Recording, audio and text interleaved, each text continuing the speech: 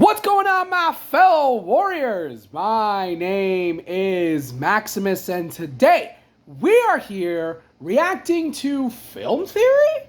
Yeah, apparently they are finally touching on a subject, or at least a show, that I have been loving ever since it came out, and that is murder drones. Holy shit.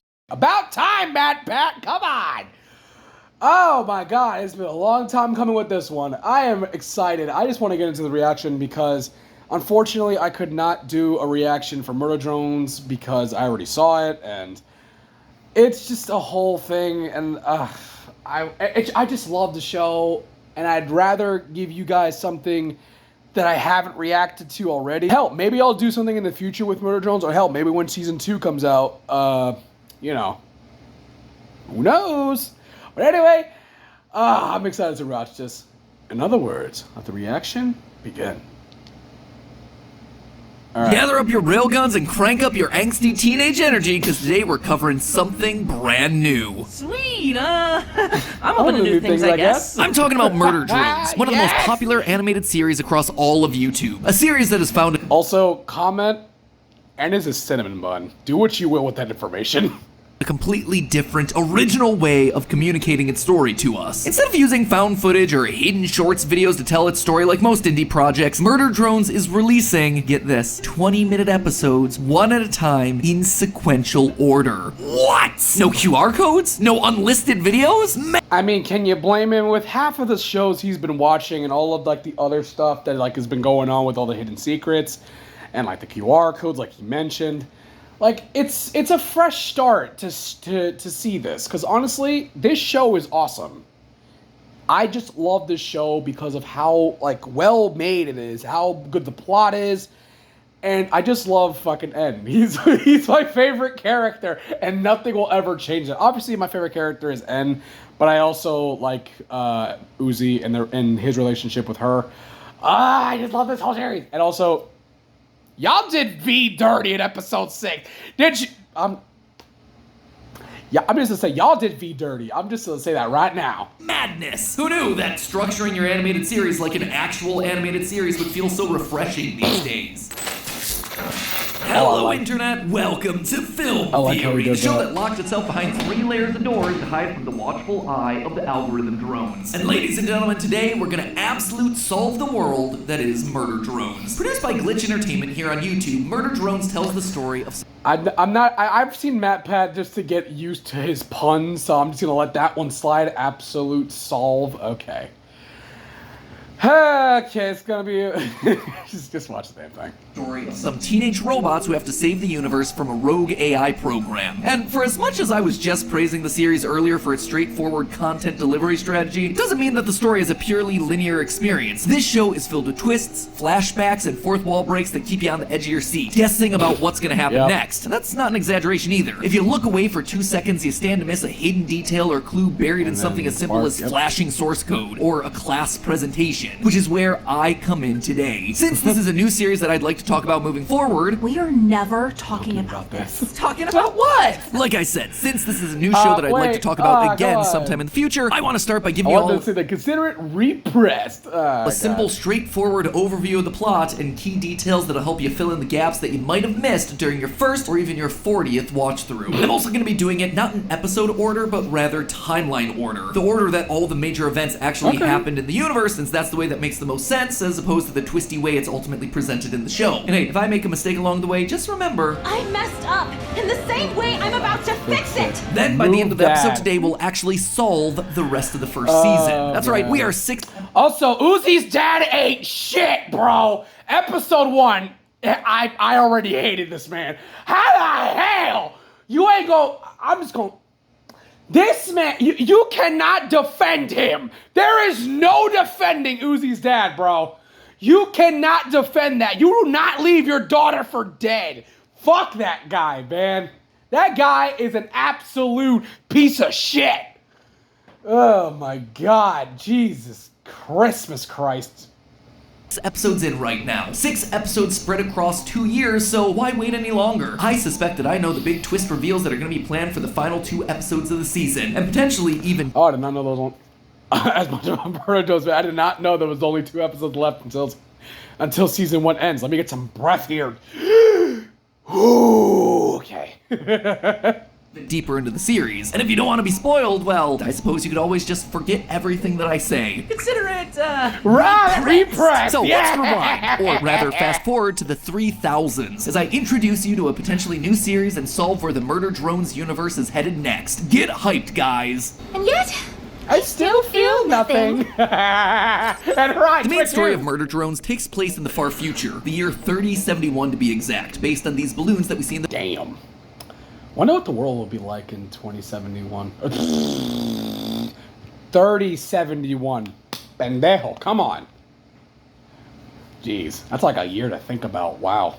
3071. in the background of episode 3's prom scene. However, the real start to our story happened quite a number of years earlier. This was a time when humans were expanding beyond the confines of Earth to set up colonies on planets outside of our solar system, mining them for all their resources. One of the biggest players in this world was J.C. Jensen in space. To help with both mining and domestic life, the company created a series of autonomous AI robots called worker drones, each with their own personality, thoughts, and feelings. Basically, these robots were indistinguishable from a normal living creature. Sadly though, not everyone agreed, killing them for even perceived minor offenses. Western Villa style? Were you programmed by beasts? Jesus. Yeah, I remember that. Pause it right there. Putting aside the obvious Yeah, that guy was a complete dick. issues around techno-ethics here, that type of behavior right there is a big no-no in the world of murder drones. You see, all worker drones came packaged with an established, proper set of step-by-step instructions for decommissioning old robots, and they're delivered to us on old VHS tapes. Truly a film theorist classic. Why should you bother following those instructions? Well, Disassembled drones may occasionally reboot from software death alone. More than undead federal fine hazards, its corrupted AI carry an increased risk of future errors. in short, if improperly disposed of, the dead robots might wake up, literally turning into zombie drones. And not only do they wake up, they're changed in that process. According to the VHS, these drones experience, quote, potentially hazardous mutations to their coding, which we later learned to be known as the Absolute Solver program. And that, my friends, is why you always gotta take time to read the terms of service. We're told We had an ad, damn it. Okay, I'll be back.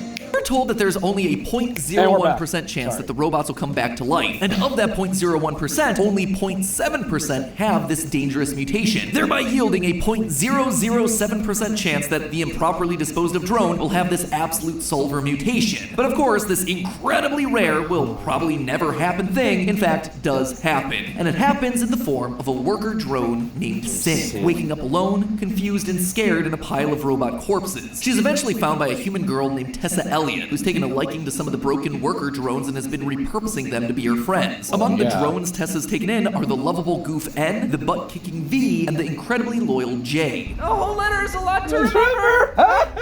But clearly, I fucking love that scene.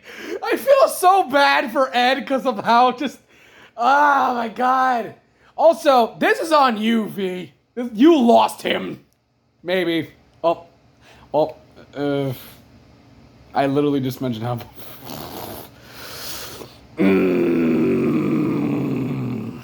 Can I continue? Sin is different. The Absolute Solver program that activated inside of her changed her. She speaks in a more robotic, Microsoft Sam-esque voice, literally stating her emotions as they happen, and it generally seems that she's on the fritz, acting like a puppet on strings. Sheepish nod. Giggle. I am so naughty. However, Tessa has a very different view on the drones than her parents who, it would seem, work as higher-ups at the J.C. Jensen Corporation. Well, Who are massive pieces of garbage. that's never directly stated in the show. We can infer it from what's said during this moment when Tessa gets locked up by her folks. Sorry, boss. Corporate's spoken. Additionally, the family possesses an entire staff of worker drones at their mansion on Earth, treating them more like slaves and pests. Tessa James Elliott.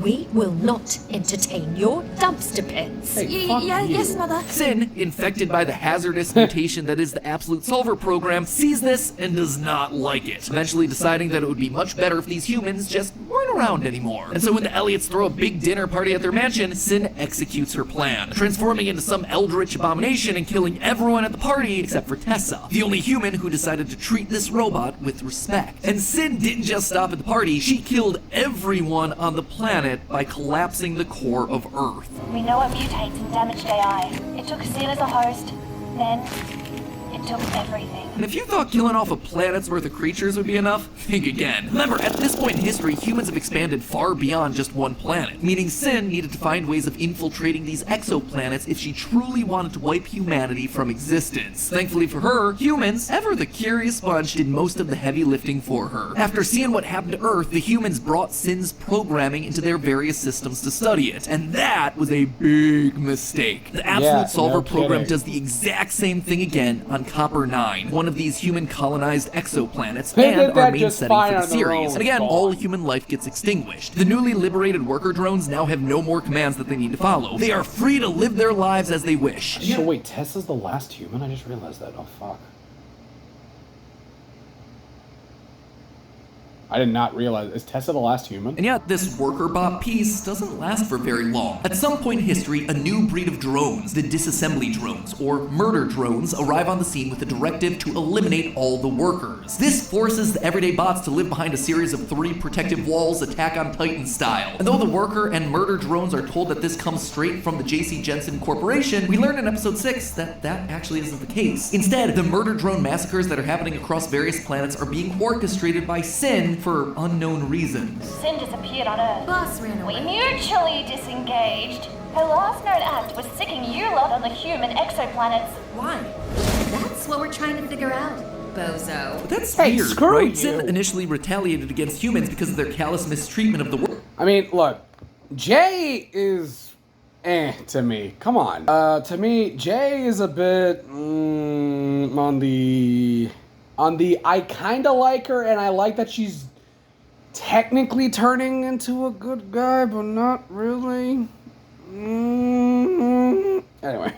Worker drones. But now she's sending murder bots out to massacre the very bots that she initially worked to free? Why? Well, I suspect it's for recruitment. I suspect it's a numbers game. If the odds of the Absolute Solver mutation activating in a dead drone is 7 in 100,000, you're gonna need to pile up a whole lot of dead drones in order to get a couple of Absolute Solvers out of the group. Right. Sin wants to kill more and more worker drones, not because she's cruel, but because she wants to build her army. What's more, the Absolute Solver mutation seems to get handed down between generations of robot families, which yes, is a real thing in this universe. So Sin may just be looking to speed up. Yeah, that's also another thing I've been questioning. Do they actually have functioning reproductive systems?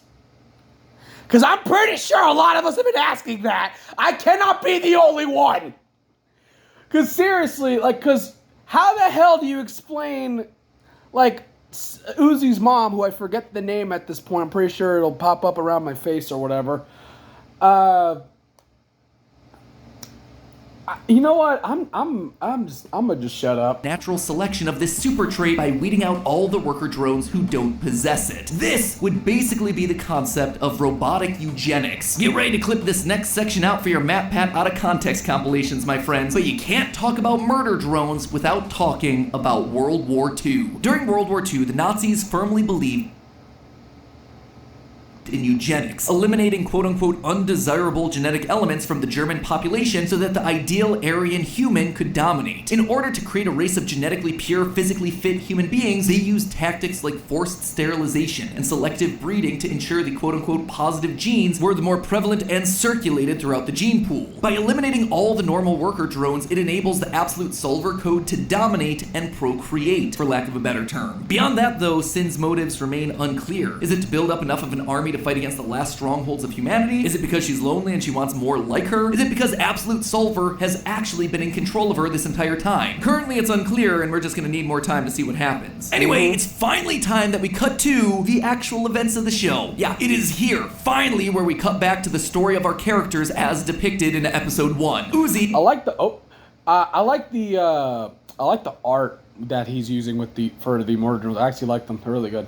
Our main protagonist is one of the drones unknowingly affected with the Absolute Solver, having inherited it from her mother, Nori. Sadly, Nori was killed by the murder drones soon after Uzi's birth. And now a teenager, Uzi is full of rebellious teen spirit, annoyed that the workers have hidden away from the murder drones rather than fighting them head on. So armed with a homemade railgun, she ventures out of the safety of the doors and meets N, V, and J, Tessa's drone army that she rescued so many years ago. And now, the murder drone squad tasked with slaughtering the workers of Copper 9. Except there's one problem with this. By the end of the episode, Uzi's Absolute Solver has activated. Just can't wait to murder all humans. Classic robot stuff. I hope they're sitting pretty there on Earth, because we're coming for them. As we're getting this cliffhanger ending, blink and you'll miss an important line of code flashing on Uzi's eye visor. It says Absolute Solver string equals false before quickly switching over to true. Yep, our main protagonist now has herself a penchant for human genocide, which again feels weird since Uzi didn't die here. How could the Absolute Solver program have activated inside of her if she needs to have been a zombie bot for it to have activated? Well, remember the code for these drones functions a lot like DNA, meaning that their programming can be handed down between generations. It seems that Nori, the mother of Uzi, passed it down to her daughter in the same way that human parents pass down hair color or some other disease or trait. And when passed down this way, Absolute Solver doesn't require death to activate. So Uzi teams up with the disassembly drones to solve the mystery of what's actually going on. Looking for clues around Copper 9 eventually leads the gang to a place called Cabin Fever Labs, an old J.C. Jensen facility. This place is filled with a lot of interesting details. For one, the show makes it canon that despite killing all humans on Earth, the doggos are in fact alive, safe. I remember reading this.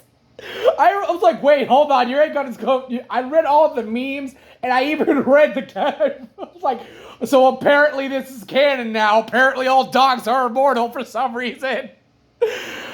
I mean, at least the doggos are. But where are the doggos? That's another thing. Where are Doggo? And immortal. See, sometimes a plot hole can be a great thing. Also at this place, we get ourselves a tiny hint about a new character. As Uzi's exploring the Cabin Fever Labs, she picks up some paperwork that talks about decommissioning a particular worker drone named S010011X01. We don't get an official name for the drone, but based on the way that this series turns serial numbers and names, the fans have dubbed this character S. You could argue that this is just a random sheet of paper, but I don't think so. This clue about an S drone happens in the same episode where we learn about the insane things that Uzi's mom used to say before she went full Absolute Solver.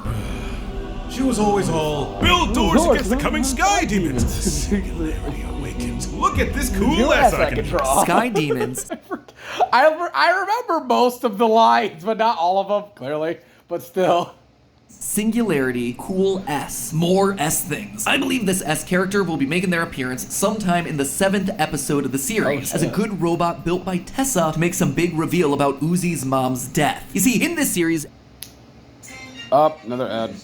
Okay, we're back. Every drone has two numbers that ultimately identify them. One is their SN, or serial number, a string of letters and numbers unique to each character. The second number is the PN, presumably the product number. This string indicates what model of drone they are. Drones that are the same kind have the same PNs. We see that this is true with N and J, and presumably V, who all have themselves the same PN, SYN MYKX. Notice that CYN, or SYN, hidden right there. All the murder drones are part of the same SYN model group, and have been controlled by SYN at some point throughout the series. However, this S has itself a completely new PN that we haven't seen before, TSA MMAC. Now, Tessa. the TSA there can't be a coincidence when we have ourselves a human named Tessa running around who loves repairing robots and is trying to stop SYN's quest of absolute domination. In addition, I believe we'll discover that S was a friend or colleague of Uzi's mother, Nori. How can I be sure? Well, in episode 3, we're shown Nori's security badge, which shows that she used to work at Cabin Fever Labs. The same is true for Eva, another carrier of the Absolute Solver corruption. And wouldn't you know it, but Cabin Fever Labs is the same place that Uzi found the document about S. Furthermore, take a closer look at that document. We see black, creepy drawings written all over it. These drawings bear a striking resemblance to the ones that were drawn by Uzi's mother. So I think at this point it's far more likely that whoever this S character is will be an old ally of Nori and Eva and will be willing to lend a hand to Uzi and company as they try to defeat the Absolute Solver corruption. That's what they used. Ah, goddamn! We're back. Sorry, it's for some reason my TV was being weird. I mean, it's probably gonna get edited out, but let's see the rest of this episode, shall we?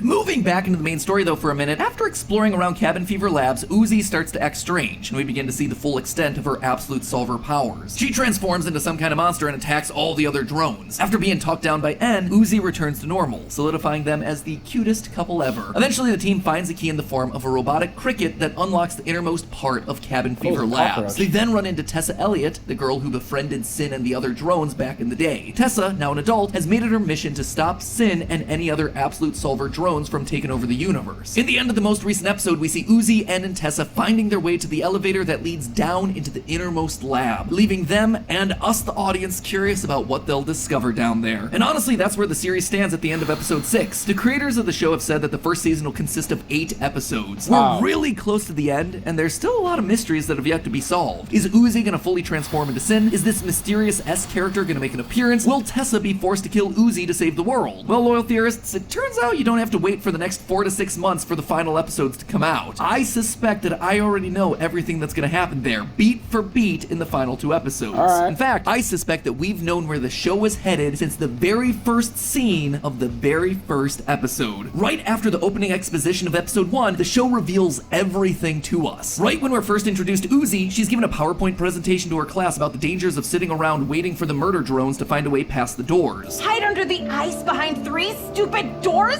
It's like we're waiting for an inciting incident. As she's talking, this diagram appears behind her. This image is almost a complete rip of the infamous hero's journey. If you're not familiar with that, the hero's journey is a storytelling template that many of the stories throughout history have followed. From ancient epics like Gilgamesh and the Odyssey to modern classics like Harry Potter and Star Wars, if you're writing yourself a fantastical story, then the hero's journey is breaking down the format of your narrative. Now, on my first viewing, I saw this reference as just that, a reference. Murder Drones loves meta humor and fourth wall breaks, so I just chalked this up to another inside joke. However, when I went back to the series again in preparation for this theory, I realized that everything that's happened in the first 6 episodes has lined up exactly with this little visual gag, beat for beat. We start off with the call to action that draws the hero into adventure. Uzi wants to leave the safety of the doors and deal with the murder drones directly. Then she gets saved by an unlikely aide, N. Right after this, Uzi teams up with Helper, Doll, and a mentor who's been around the block, Tessa. Together, this crew fights back against a bunch of challenges, and Uzi becomes more and more tempted to use the absolute solver abilities, culminating with her being fully possessed by Sin and N having to cut off her hand in episode 6. And mind you, this diagram isn't just for any generic hero's journey. It is one that is specifically built for Uzi. Notice all the references to angst moments built into this wheel. And if there is one emotion that definitely connects back to Uzi, it is angst. An angsty teen fad bite me. And I made you rebel like an angsty teen, which got you killed. So if I'm right, that then leaves us right here on the chart, at the bottom, ready for another helper and a big revelation that's tied to 3 specific things: rebirth, abyss, and death. So remind me again where these characters are exploring Cabin Fever Labs, a giant underground facility that keeps going down to the center point, an abyss, if you will. And who have we been talking about this entire time? S, a potential new helper associated with Uzi's dead mom, who probably has more information than anyone about what happened to her. According to the hero's journey, at this point Uzi, our hero, will be given some sort of a revelation. S is going to reveal some saucy details, something that according to our template will lead Uzi to a full angst overload. If what we've seen previously are just tiny overloads, what could this possibly look like? What could be so devastating for Uzi to hear that it'll send her into a presumed meltdown? Well, I suspect that S is going to reveal that N was the murder drone who killed Uzi's mom. Yeah, I'm just as shocked as you are, but N is the most likely killer. At this point in the series, we don't actually know what happened to Nori. All we know was that she was bitten by some murder drone and that Nori's father ultimately had to put her down. On Copper 9, there's only 3 murder drones that we know of: V, J, and of course, N. Nothing would make for a more catastrophic revelation than finding out your new boyfriend is the one that killed your mom. This devastating news will be too much for Uzi to handle. Fuck, he actually might be right about this.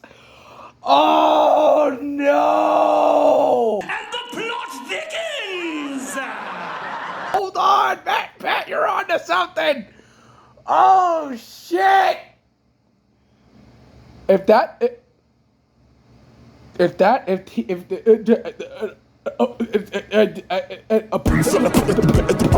afraid to click play. This man is on. This man is actually making sense.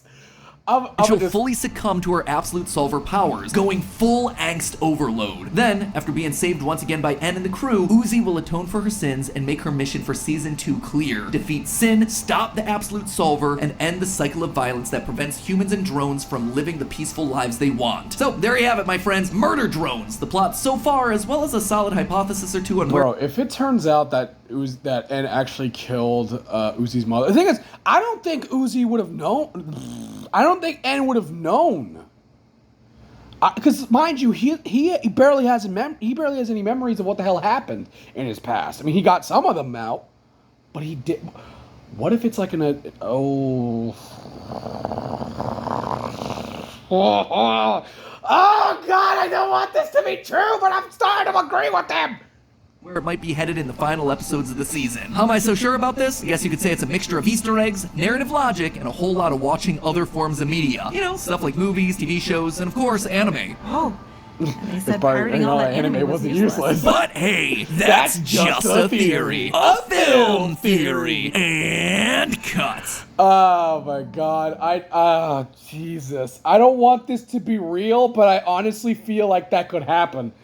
The thing is, I even had like a similar like theory, like not about like Uzi's mom. I just figured out like I always had a theory that possibly Uzi might get killed by like in battle or something. She might get killed in battle, and then she'll be repurposed as a murder drone. I don't know if that's the case with this, because technically, I thought that form was a zombie drone, but at this explanation, I kind of figured out a little more what the hell it was. But overall, this was by far one of the best theories that I've ever seen. I mean, and also all of MatPat's theories, well, most of them actually hit a solid mark. Fucking hair, damn it. Whatever, I'll leave it alone. But this is by far one of the best theories I've seen in a while, and I'm honestly surprised if this ends up. This is I swear, if this fan is right, I'm gonna be so mad. But anyway, that was Murder Drones. Murder Drones Theory. I hope you all enjoyed. I don't want him to be right, but I feel like he might be. But it's MatPat. Sometimes he'll get some stuff right, other times he won't. But either way, I'm excited to see what happens next in Murder Drones. I hope you all see the next episode when it happens. And as always, I'm still processing this. Anyway, as always, I will see you all on the battlefield. Till then.